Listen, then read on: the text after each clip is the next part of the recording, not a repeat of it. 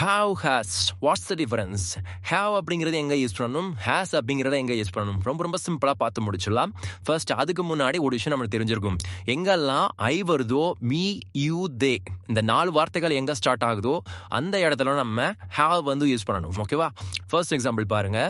I have seen him, நான் அவரை பார்த்திருக்கிறேன். ஓகேவா? நான் ஆல்ரெடி சொன்ன மாதிரி ஐ வந்து முன்னாடி வந்திருக்கு. அப்போ நம்ம கண்டிப்பாக ஹாவ் தான் யூஸ் பண்ணணும், நாட் ஹேஸ் வந்து யூஸ் பண்ணக்கூடாது. ஓகேவா?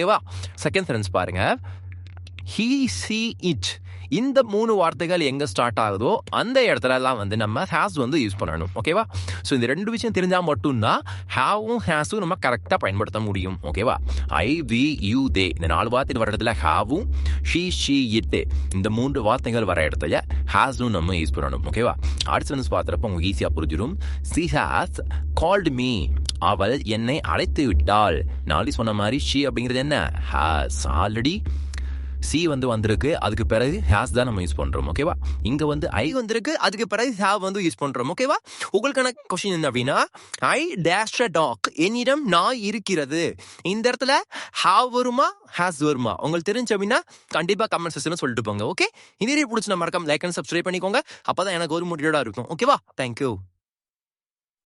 முடியாதது ஒன்றுமே இல்லையே.